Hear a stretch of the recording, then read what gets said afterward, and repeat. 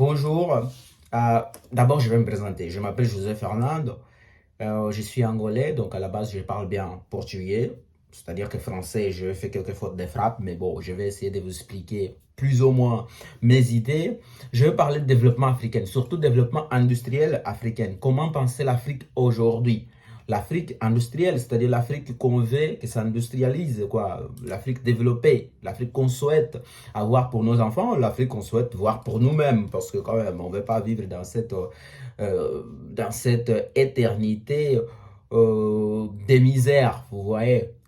Et donc, nous, on est les jeunes d'aujourd'hui, on a plus ou moins de conscience, on a plus ou moins de connaissances. Donc, avec ce qu'on a, on essaie de proposer des solutions.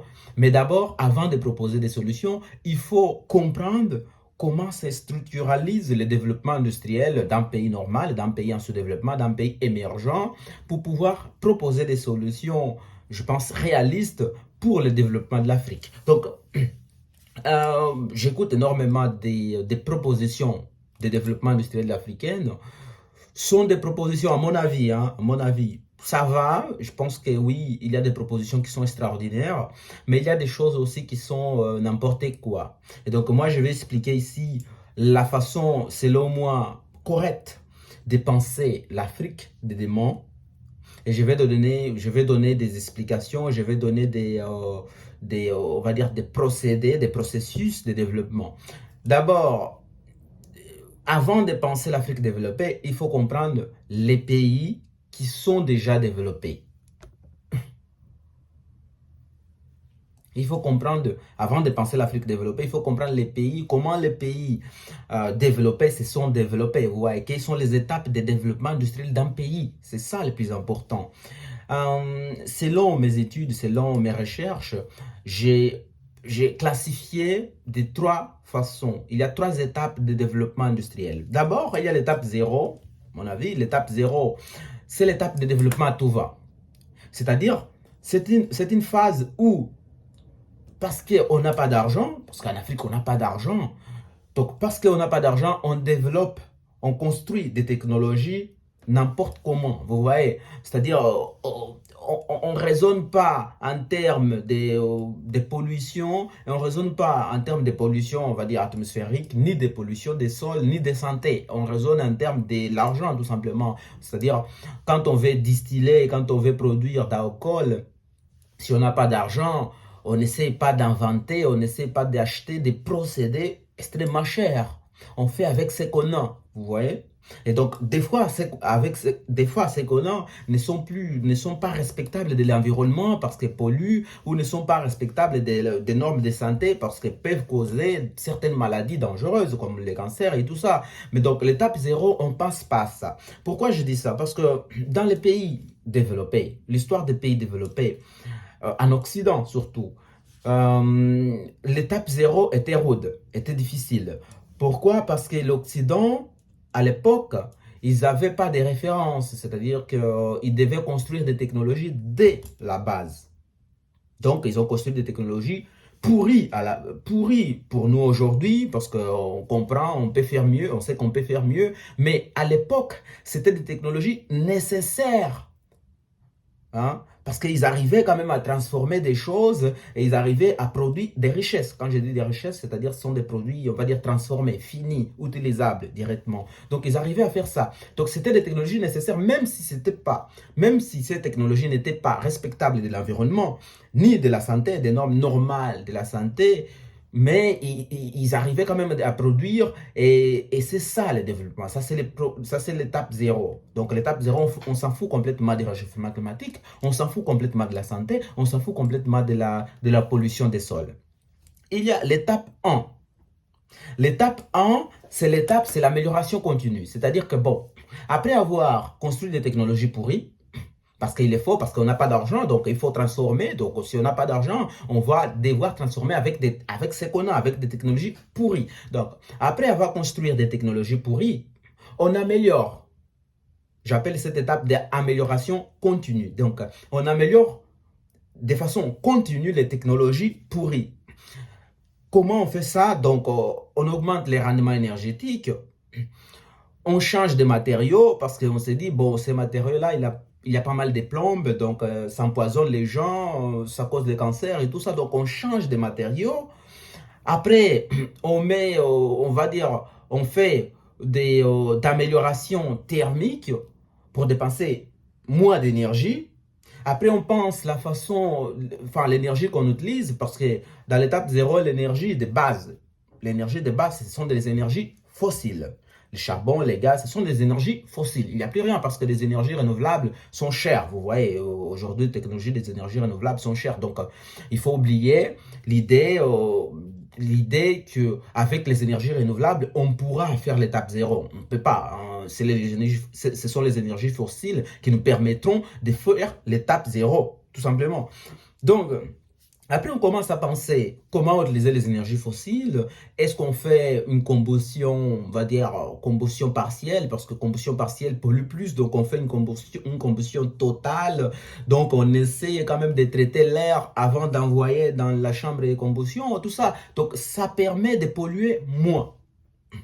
Vous voyez, ça permet de polluer moins. Ça, c'est l'amélioration continue. Et après, il y a l'étape 2.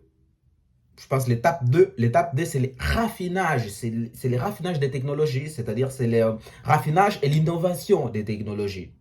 C'est pas raffinage de pétrole, c'est raffinage, je voulais dire par là, on va dire, c'est la pointe des technologies. Vous voyez? Donc, cette étape-là, ce sont les étapes, on va dire, c'est l'étape où les pays développés sont, quoi. Les États-Unis, l'Occident, enfin, l'Europe, la Chine aussi, la Chine énormément même. Hein. Parce que la Chine, c'est un peu complexe. Parce que la Chine, ils sont en même temps dans l'étape 2, c'est-à-dire dans l'étape 3, c'est-à-dire l'étape 3, c'est-à-dire ils sont à la pointe des technologies dans plusieurs secteurs, mais en même temps, ils utilisent énormément des énergies fossiles. Enfin, aux États-Unis aussi, mais en Chine, beaucoup plus. Vous voyez, ils utilisent énormément des énergies fossiles et en Chine, il y a des endroits pauvres, énormément pauvres. Mais bon, la Chine, c'est un cas particulier. Ils sont énormément intelligents. Ils construisent des technologies énormément intéressantes. Aux États-Unis aussi, en Europe aussi. Donc, ils sont dans cette étape-là. Et donc, comme bien sûr, ils ont pollué la planète pendant des siècles et des siècles. Donc aujourd'hui, les intérêts, c'est de construire des technologies beaucoup plus respectueuses de l'environnement. Vous voyez, qui polluent moins l'atmosphère, qui polluent moins les sols et qui, on va dire, qui causent des problèmes de santé moins dangereux, tu vois. Mais sauf nous, l'Afrique. C'est pour cela il faut bien se discerner de ça. Pour penser l'Afrique, il faut vraiment être africain. Pas africain dans le sens d'être né en Afrique. Non, il faut penser l'Afrique en tant qu'Africain. Il faut réfléchir l'Afrique en dehors des cadres du PUT. Par exemple, moi ici, je suis en France, mais je ne peux pas penser, et j'ai un côté, je peux dire parce que je suis ici pendant 4 ans, et donc forcément, j'ai une influence française en moi, c'est obligatoire, mais quand je pense l'Afrique, quand je pense Angola, je pense en dehors de toute cette influence-là française qui pourrait être en moi. Donc, je pense l'Afrique 100% africain. Et pour penser ça, il faut comprendre le développement industriel. D'abord, en Afrique, on est dans une étape, enfin, on est dans l'étape zéro, mais on a du mal déjà dans l'étape zéro. Pourquoi? Parce que dans l'étape zéro, il faut bien sûr construire quoi que ce soit, n'importe quoi, juste pour produire, parce que c'est l'idée, on va dire, c'est le but, c'est de produire, c'est transformer. En Afrique, on produit énormément, on fait énormément d'agriculture, on a des produits, on a des fruits, on a des légumes, mais on n'arrive pas à transformer. Donc l'enjeu africain, l'enjeu d'aujourd'hui, c'est la transformation. Mais pour transformer, il faut avoir des technologies de transformation. Pour avoir des technologies de transformation, il faut construire cette technologie-là. C'est difficile de l'acheter parce que sont tellement chers. Par exemple, pour construire, je ne sais pas, pour construire une industrie de production des tomates, on va dire des tomates en latte, des tomates comme ça, massées, c'est cher pour acheter les machines. ça peut te coûter, je sais pas, 3 à 4 000 euros. On va dire des machines très petites comme ça, hein. Tu vois, Alibaba, tu peux acheter une technologie de 3 à 4 000 euros pour faire des tomates, tout simplement. Mais 3 à 4 000 euros, qui va l'acheter? C'est pas les gens qui sont là en Afrique, hein. 3 à 4 000 euros pour avoir quelqu'un qui est pauvre en Afrique, pour avoir 3 à 4 000 euros, c'est pas aujourd'hui. Vous voyez, c'est pas aujourd'hui. Donc moi, ce que je préfère, c'est plutôt la production interne des technologies. Pour produire des technologies, il faut avoir une industrie métallurgique développée. Vous voyez, donc il faut développer d'abord et avant tout l'industrie métallurgique. Mais qui parle d'industrie métallurgique, il parle d'énergie. Forcément, et c'est obligatoire, c'est conséquent. Euh, Parce que pour fondre des métaux, parce que pour avoir la structure voulue d'un métaux, pour avoir par exemple un réacteur, pour avoir une colonne de distillation, il faut d'abord fondre les métaux, après le mettre dans une structure, on va dire, bien dessinée, et après les métaux aura la structure du dessin, quoi. Alors, vous avez compris, bon, ça faut. Bon, pour avoir ça, il faut fondre les métaux. Mais on ne va pas fondre les métaux avec, je vous dis, avec 20 degrés, hein. Non. Les métaux, ils vont fondre à 800 degrés, à 900 degrés, à 1200 degrés, à 1500 degrés. Donc 1500 degrés, je vous jure qu'avec des panneaux solaires, c'est très difficile quand même de fondre des métaux de façon continue à 1200 degrés. C'est très compliqué avec des énergies renouvelables. Donc ce n'est que des énergies fossiles capables de faire ça. Malheureusement, hein, je ne sais pas, mais malheureusement, ce ne sont que des énergies fossiles capables de fondre des métaux à 1200 degrés, capables d'avoir une industrie métallurgique développée. Donc d'abord, il faut qu'on se mette d'accord que forcément, on doit polluer. Forcément, on va devoir polluer. Dans l'étape zéro, il faut polluer, en fait. C'est-à-dire que polluer, c'est une nécessité pour des pays émergents, pour des pays sous-développés. Vous voyez? Donc, l'idée qu'il faut avoir des technologies beaucoup plus propres pour l'environnement, oui, certes, c'est vrai. Mais où? Dans les pays développés. C'est ça qu'il faut comprendre, c'est qu'on n'est pas dans les mêmes étapes de développement industriel. Les pays développés sont dans l'étape 3. Sont dans l'étape 3, c'est-à-dire l'étape de raffinage des technologies, l'étape pour produire des technologies beaucoup plus propres pour l'environnement. Nous, on est dans l'étape 0. L'étape 0, c'est la production à tout va. Mais pour produire à tout va, enfin, on produit à tout va non pas parce qu'on le veut, mais parce que c'est une nécessité. Mais pour produire à tout va, il faut avoir un peu de moyens. On n'a pas de moyens, on va dire, énormes, quoi. Les moyens qu'on a, c'est les main-d'œuvre, c'est quoi? C'est un peu d'argent, c'est un peu, je dis un peu vraiment, hein. Et on a des cerveaux. On a des cerveaux. Donc, ce qu'il faut faire, c'est que les États africains doivent faciliter aux gens à avoir les énergies, surtout les énergies fossiles, tout ça. Et quand on va développer les industries métallurgiques, les gens vont pouvoir construire des technologies de transformation. Vous voyez? Avec les technologies de transformation, on pourra transformer nos produits à l'intérieur d'Afrique. Ce seront des technologies polluantes, certes. Ce seront des technologies dangereuses, c'est-à-dire polluantes atmosphériquement, mais polluantes aussi des sols, mais aussi dangereuses au niveau de la santé, pardon, certes. Mais il faut le faire, c'est la première étape. En même temps, nous, en Afrique, on a une chance. Je ne sais pas si vous avez compris, mais on a une chance. Pourquoi? Parce qu'on n'a pas besoin d'inventer des technologies. Les Européens, les Occidentaux, ils ont dû inventer des technologies parce qu'ils n'avaient pas de références, on va dire, avant eux. Mais nous, on n'a pas besoin de faire ça. Nous, on a juste besoin de copier ce qu'ils ont fait, en fait. Les Chinois l'ont fait, ce qu'on appelle l'économie des rattrapages. Les Chinois l'ont fait, ils ont rattrapé des technologies occidentaux. Avec l'ingénierie inversée, on peut savoir comment les technologies ont été faites et avec les moyens, on peut nous-mêmes les faire. C'est ça qu'il faut se dire, on peut nous-mêmes les faire. Et de quelle façon? En étant réaliste avec nous-mêmes. Parce que les biais que je vois, c'est que nous, les étudiants qui on est là en Occident, on est compétent, hein, on a des compétences technologiques, on comprend parce qu'on est bien formé en Occident.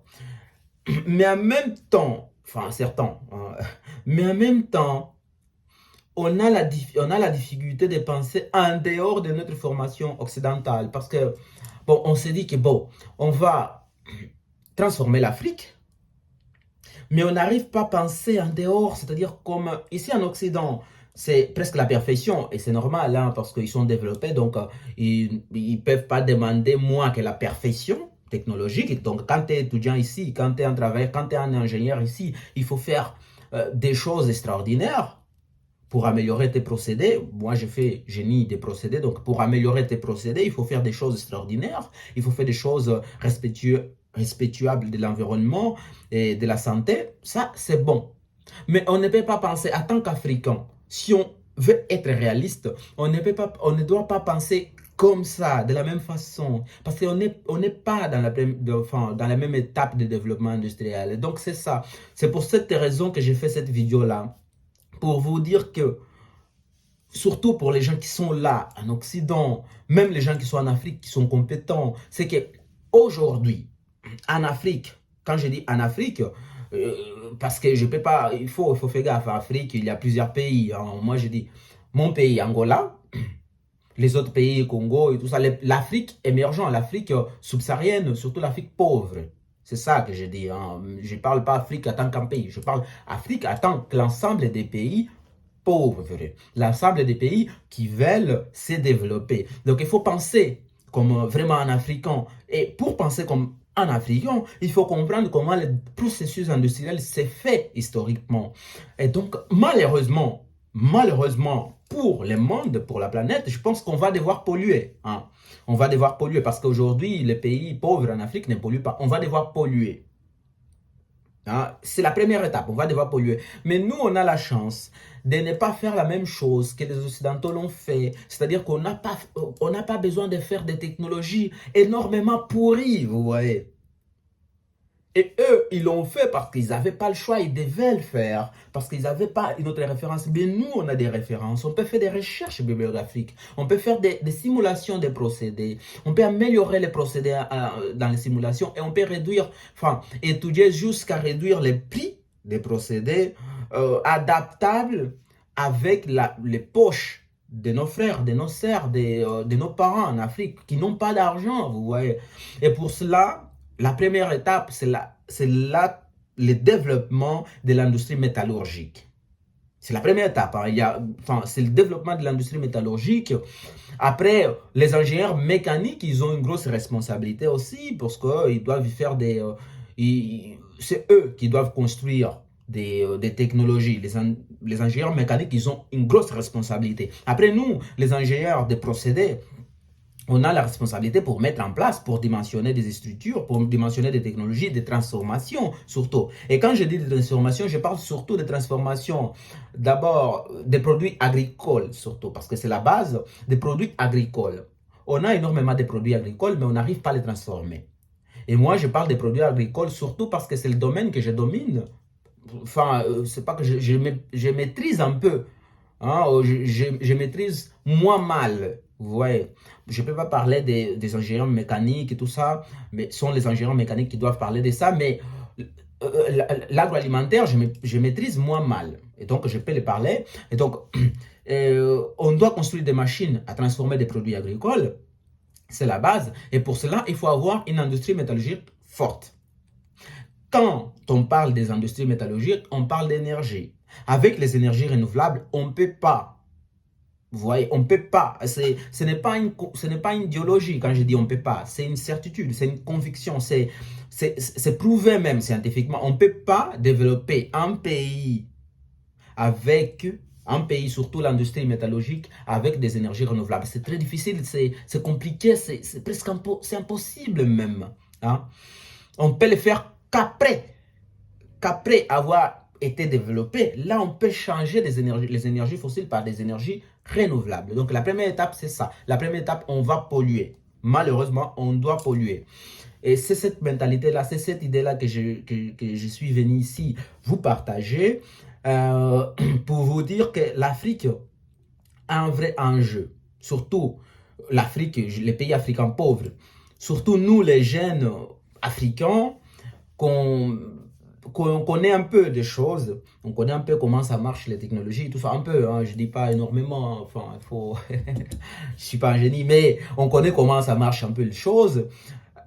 Donc, on a la responsabilité de penser l'Afrique d'une manière réaliste. Vous voyez, d'une manière réaliste, avec ce qu'on a, avec ce que le peuple africain a dans ses poches. On n'a pas d'argent. Donc, on ne va pas construire des éoliennes. On ne va pas construire des panneaux solaires. On n'a pas d'argent. Malheureusement, hein, je dis malheureusement parce que moi, j'aime bien les éoliennes. Moi, j'aime bien les panneaux solaires. Sont des technologies extraordinaires. Sont des technologies pas polluantes à la base. Mais malheureusement, il faut être réaliste quand même avec nous. Il faut se dire que non, avec les éoliennes, ça ne va pas marcher. Ça ne va pas marcher. C'est ça la réalité que je voulais vous exposer. C'est ça la réalité que je voulais partager avec vous. Et si vous voulez discuter avec des sujets de développement en Afrique, bon, contactez-moi. Il y a mon numéro ici, il y a mon WhatsApp, il y a aussi les, Instagram, Facebook. Contactez-moi et on va discuter. J'aime bien ça parce que la diaspora africaine est très forte en termes de culture scientifique, en termes de culture technologique. Mais des fois, je trouve, moi, quand je fais mes analyses, on a des biais cognitifs, on a des façons de penser très irréalistes, quoi. Il faut être sérieux, il faut comprendre comment ça marche, le développement, les processus. C'est pour cela qu'il faut étudier comment les pays développés se sont développés, pour comprendre comment l'Afrique peut aussi se développer. Merci, bon, voilà.